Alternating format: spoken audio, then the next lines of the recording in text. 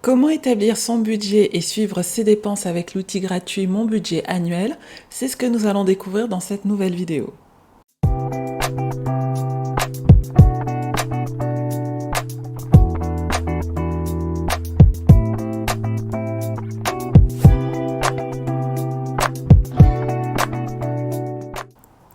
Hello, hello, bonjour à tous et bienvenue dans le journal financier du Newbie. Je m'appelle Val et sur cette chaîne, je documente mon parcours financier et je partage également ce que j'apprends au cours de cette aventure. Donc ici, on parle d'argent, on parle de budget, d'épargne, d'investissement. Si vous aimez ce genre de sujet, n'hésitez pas à vous abonner et à regarder la suite de cette vidéo.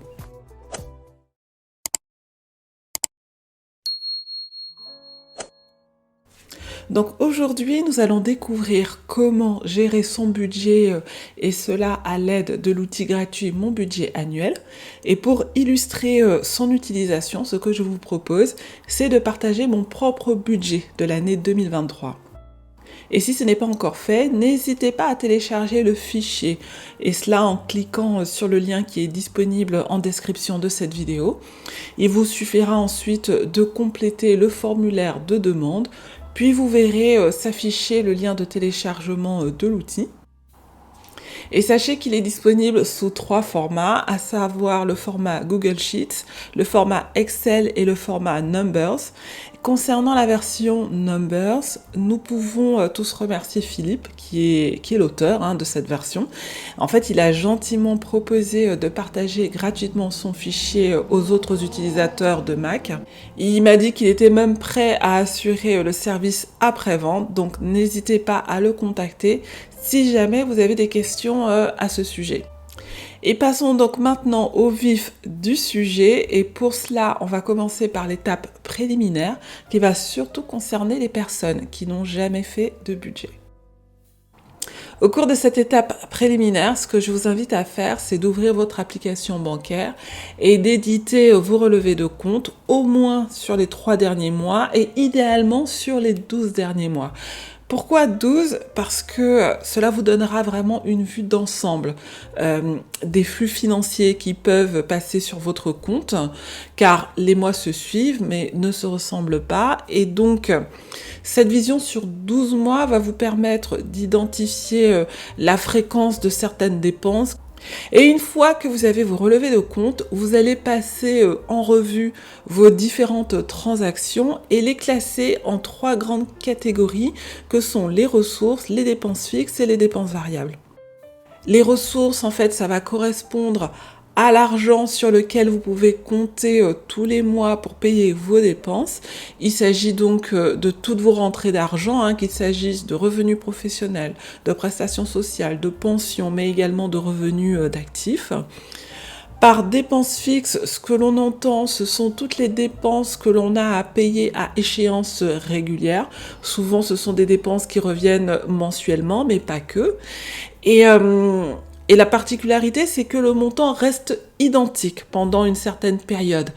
Et pour vous donner un exemple, vous avez le loyer, les mensualités de remboursement de crédit, les factures d'eau, d'électricité, les assurances, les impôts, etc.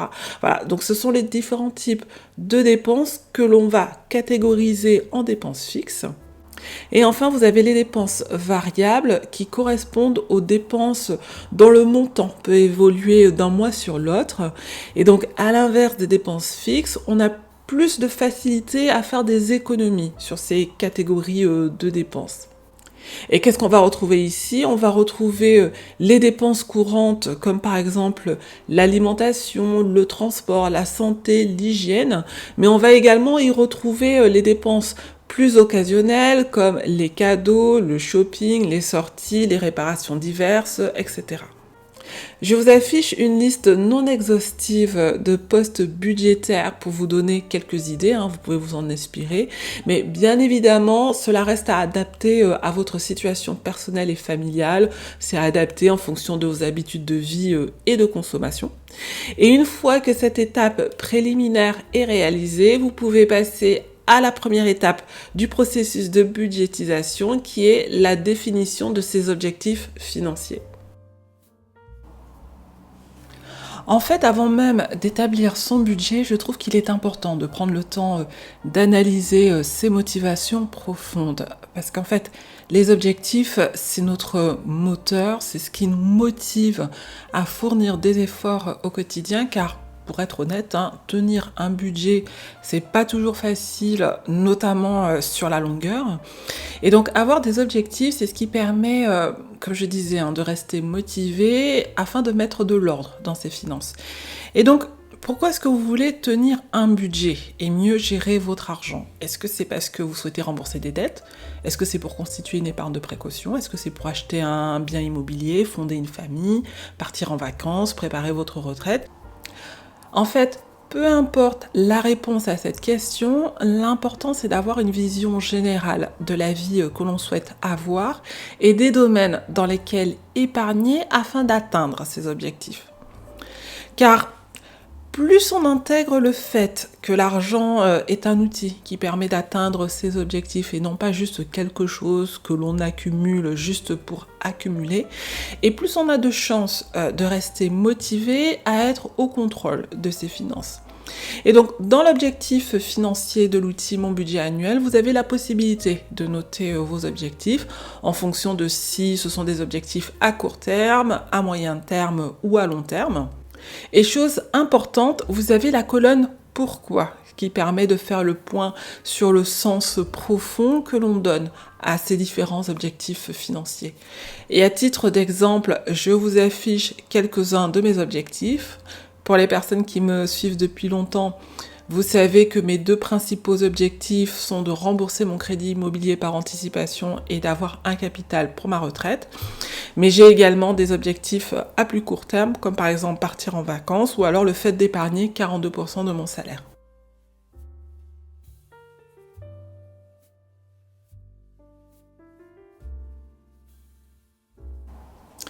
Un des facteurs clés de succès lorsque l'on prépare et suit son budget, c'est l'anticipation. Qu'il s'agisse d'un anniversaire, d'une fête familiale, de vacances, de la révision de son véhicule ou de travaux, on a comme ça de nombreuses dépenses qui peuvent être anticipées, ce qui permet de prévoir bien en amont comment on souhaite s'organiser pour faire face à ces dépenses. Est-ce que ce sont des dépenses qui peuvent être absorbées dans son budget du mois et cela sans se mettre en difficulté par rapport à ses autres obligations et à ses objectifs d'épargne? Ou alors, est-ce qu'il n'est pas plutôt préférable de provisionner cette dépense en mettant de côté tous les mois un montant qui est déterminé à l'avance? Et c'est donc à cet effet que vous avez l'onglet calendrier des événements dans l'outil de planification budgétaire. Donc, ce que je vous invite à faire, c'est de vous munir d'un calendrier ou de votre agenda, de lister mois par mois les différents événements qui peuvent intervenir et également de les chiffrer, de chiffrer ces dépenses occasionnelles qui devraient avoir lieu au cours de l'année. Et ensuite, vous pouvez reporter ces informations dans ce tableau. Et pour compléter l'onglet, il vous suffit de cliquer sur le signe plus qui est situé à gauche du mois correspondant. Prenons le cas de janvier où j'ai noté mes vacances dans le sud-ouest, j'ai noté également l'anniversaire de mon neveu, le mode de financement ainsi que le montant associé pour chacun de ces événements. Et une fois que les informations sont enregistrées, on peut recliquer sur le signe moins, ce qui permet de masquer les lignes, et on complète ainsi le tableau au fur et à mesure. Et ce qu'on peut constater, c'est que les totaux mensuels ainsi que le total annuel se mettent à jour de manière automatique, ce qui permet derrière d'avoir une vue globale des dépenses supplémentaires à prévoir au cours de l'année, en plus de son budget courant. Et passons maintenant à ce qui constitue le cœur de l'outil, à savoir le budget prévisionnel annuel. Comme vous pouvez le voir ici, l'idée, c'est de faire son budget sur les 12 mois de l'année civile. Je suis pour ma part en fait une fervente partisane du budget à l'année plutôt que de faire son budget au mois, et cela pour plusieurs raisons. Déjà, la première raison, c'est que faire son budget sur 12 mois, cela permet de planifier et d'anticiper ses dépenses, car les mois se suivent mais ne se ressemblent pas. Et donc, avec cette méthode, cela permet de se créer son calendrier financier qui va être construit en fonction des événements qui correspondent à son mode de vie. Deuxième avantage du fait de faire son budget à l'année, c'est qu'on est beaucoup plus intentionnel dans ses dépenses en challengeant ses habitudes de consommation. Je vous donne un exemple. Mettre 100 € par mois dans un domaine donné, cela peut sembler raisonnable. Tout dépend des budgets, mais pour certaines personnes, cela peut sembler raisonnable. Mais à l'année, cela représente quand même 1200 €. Est-ce qu'on est aligné avec le fait de dépenser 1200 € dans ce domaine en particulier? Ce que je trouve, c'est que faire son budget à l'année permet justement de prendre conscience des montants que l'on met dans telle ou telle catégorie. Et troisième chose, je trouve que faire son budget à l'année, ça apporte une vision à plus long terme. Cela permet de faire des projections et de voir ce que l'on est en mesure d'accomplir sur un an. Et c'est certainement ce facteur qui me fait voter à 100% pour une vision annuelle, voire une vision pluriannuelle de ses finances, puisque cela nous apporte la possibilité de voir ce que nos petites actions du quotidien permettent d'accomplir en 1 an, en 2 ans, en 3 ans ou plus. Alors, comment est-ce que l'on complète cet onglet ? La première chose, ça va être d'effacer les catégories qui sont indiquées. Elles sont indiquées à titre d'exemple. Et vous allez donc les effacer et noter vos propres postes budgétaires. C'est ce que j'ai fait de mon côté, comme vous pouvez le voir. Et en ce qui me concerne, au niveau des ressources, mes postes sont mon salaire mensuel de base, les éventuelles primes que je peux recevoir en plus de mon salaire, les remboursements de la sécurité sociale, de la mutuelle, des impôts, etc. J'ai également une catégorie qui est intitulée déblocage épargne. En fait, j'utilise cette rubrique lorsque j'utilise une partie de mon épargne pour financer certaines dépenses. Par exemple, lorsque je pars en vacances, c'est cette rubrique que je vais alimenter lorsque je fais un virement de mon livret d'épargne vers mon compte en banque. Et enfin, j'ai la catégorie solde M-1 que j'utilise lorsque je reporte le solde de fin de mois sur le mois suivant. J'ai donc personnalisé les différents tableaux en y indiquant les catégories de dépenses et d'épargne qui sont adaptées à mes habitudes de vie et à mes objectifs financiers. Je vous invite à en faire de même. Et d'ailleurs, c'est tout l'intérêt du travail préliminaire d'analyse de vos relevés de compte. Et comme vous pouvez le voir, les catégories que j'ai créées dans l'onglet budget annuel prévisionnel se reportent de manière automatique dans les onglets mensuels. Et d'ailleurs, si plus tard vous souhaitez rajouter une nouvelle catégorie, il vous suffira tout simplement de revenir dans l'onglet budget annuel prévisionnel, d'indiquer le nom de cette nouvelle catégorie dans la section correspondante et vous avez tous les onglets mensuels et les onglets récapitulatifs qui vont se mettre à jour de manière automatique. Une fois que les catégories sont créées dans l'outil, l'étape suivante, ça va être de saisir les différents montants et on va commencer par les ressources. Dans mon cas, mon salaire est d'environ 3200 € par mois, ce qui représente 38 400 € sur un an. Ensuite, ce que je fais, je vais saisir les sommes que je souhaite épargner chaque mois. Habituellement, quand on nous parle de budget, on nous explique qu'il faut déduire les dépenses de son revenu et ensuite épargner la différence. Et j'en avais parlé dans une précédente vidéo, mais pour ma part, j'applique une méthode de budgétisation un petit peu différente. C'est une méthode de budgétisation inversée qui va consister à donner la priorité à l'épargne. Et une fois que j'ai déduit mon objectif d'épargne de mes revenus, ce qui reste va être réparti entre dépenses fixes et dépenses variables en donnant la priorité aux dépenses essentielles comme se loger, se nourrir, etc. Alors, il n'y a aucune obligation à adopter cette méthode de budgétisation inversée. Vous pouvez très bien établir votre budget de manière plus classique en commençant par déduire les dépenses fixes, ensuite les dépenses variables et ensuite les épargnes. En fait, peu importe la méthodologie, ce que vous allez constater, c'est que au fur et à mesure que vous mettez à jour le tableau, le solde va se mettre à jour dans le tableau de synthèse. Et dans tous les cas, une fois que vous avez saisi vos montants, l'objectif, c'est d'obtenir des soldes égaux à 0 pour chacun des mois.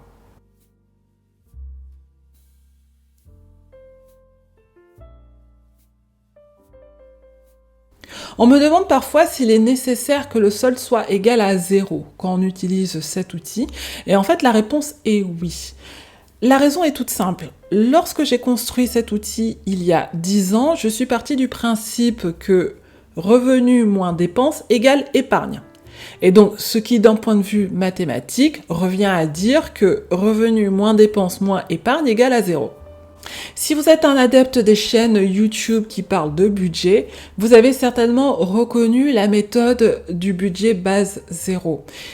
Et si vous entendez ce terme pour la première fois, en fait, il s'agit d'une méthode de budgétisation qui consiste à répartir la totalité de son revenu entre ces différentes catégories budgétaires de manière à atteindre un solde nul à la fin de cet exercice. Et pourquoi est-ce que je suis fan de cette méthode? C'est que je trouve qu'elle permet de prendre conscience des limites de son budget car par exemple, si on alloue 100 € en sortie, ce sont forcément 100 € que l'on ne peut pas dépenser ailleurs. Voilà donc comment est construit cet outil. Comme je le rappelle, l'objectif, c'est d'établir son budget à l'année de manière à ce que pour chacun des mois, on arrive à un solde qui soit nul.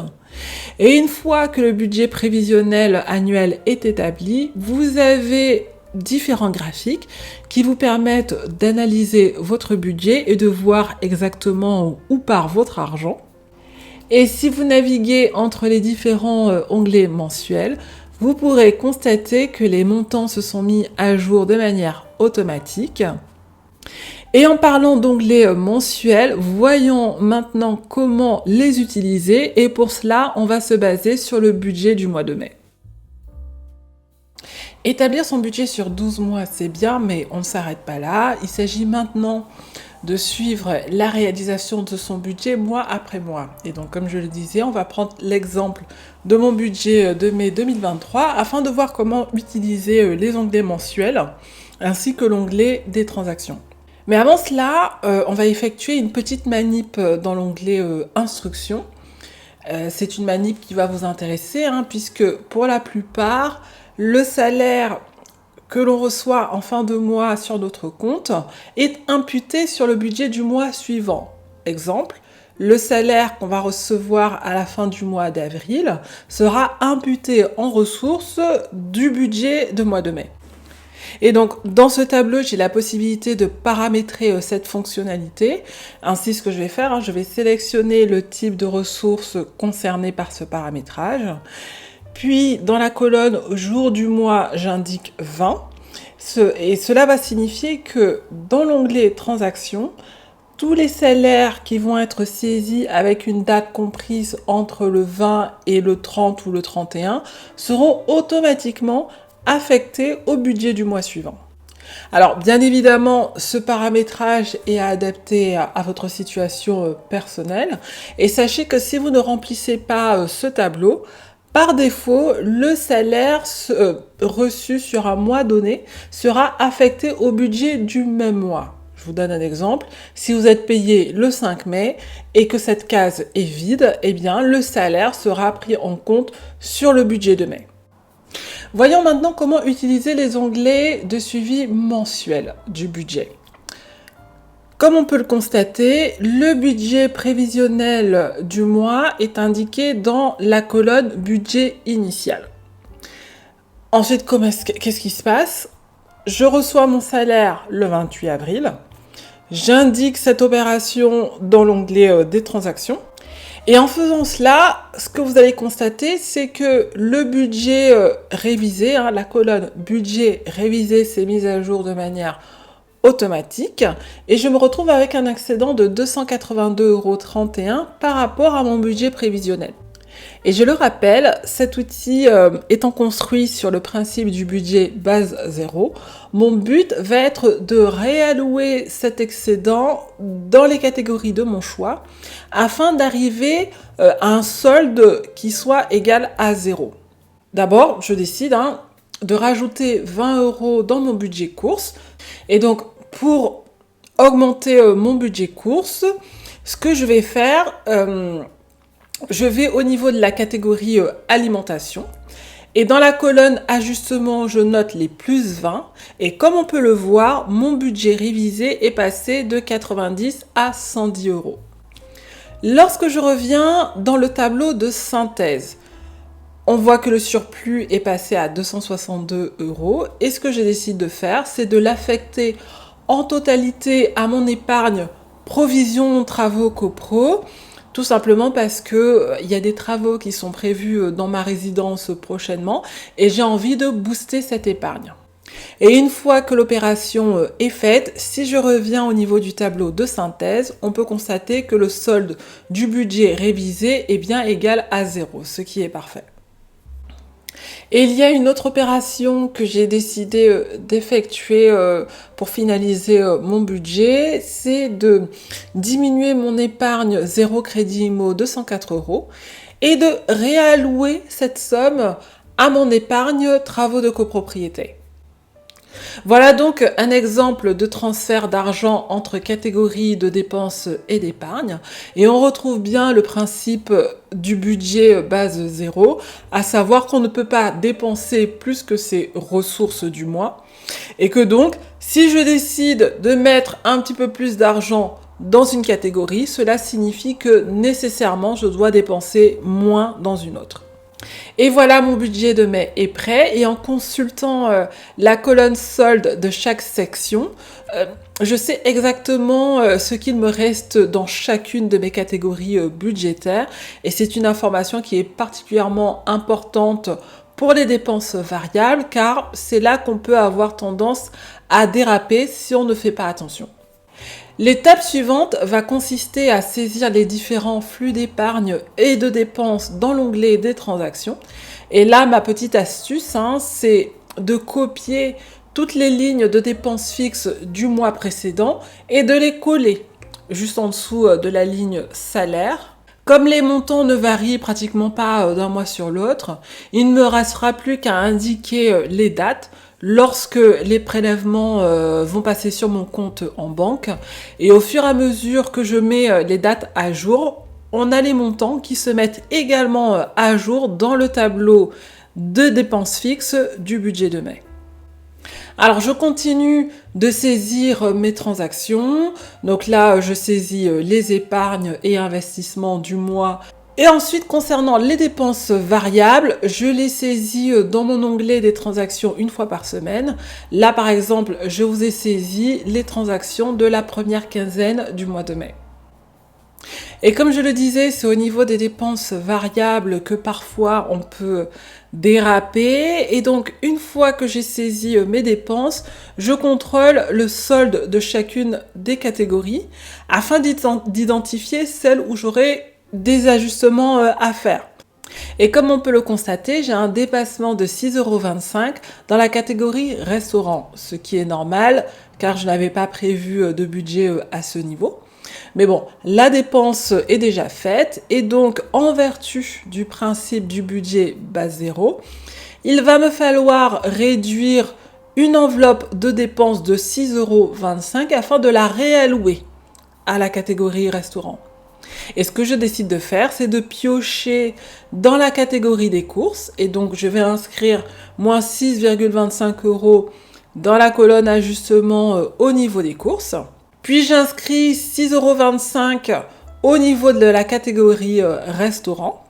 Et une fois que j'ai fait ces transferts en catégorie, on peut le voir, les budgets révisés ont été modifiés et surtout les soldes pour chacune des catégories sont égales à 0 ou alors sont positifs. Et donc là, vous avez un petit exemple de comment je réajuste mon budget au cours du mois lorsque j'ai le solde d'une de mes catégories budgétaires qui se retrouve dans le rouge. Et prenons un autre exemple qui va me permettre de répondre à une question qui m'a souvent été posée. Disons que je souhaite acheter mes billets de train pour mes prochaines vacances. Et pour cela, je vais utiliser mon épargne vacances qui est stockée sur un livret à part. Eh bien, pour enregistrer cette opération dans le tableau de budget, ce que je fais, je saisis l'opération dans l'onglet des transactions. Disons que le montant que je décide de débloquer de mon épargne est de 100 €. Donc, je saisis 100 €.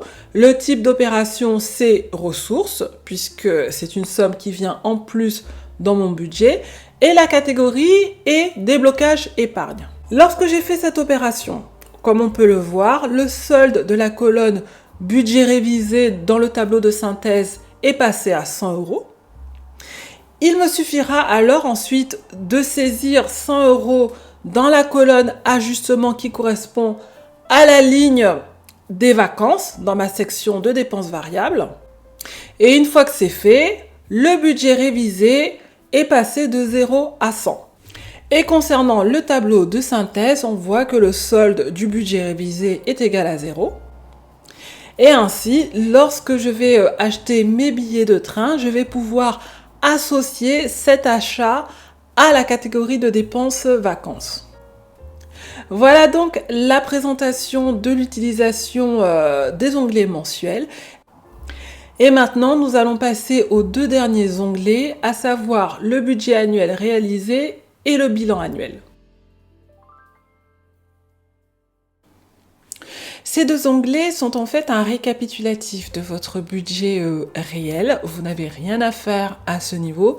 Les tableaux et les graphiques se mettent à jour de manière automatique en fonction des informations que vous allez saisir dans l'onglet des transactions. Et donc, grâce à ces onglets, vous avez de la visibilité de là où est réellement parti votre argent au cours de l'année, ce qui permet par la suite d'ajuster son budget pour l'année suivante, mais également de voir tout le chemin qui a été accompli au cours de son année financière.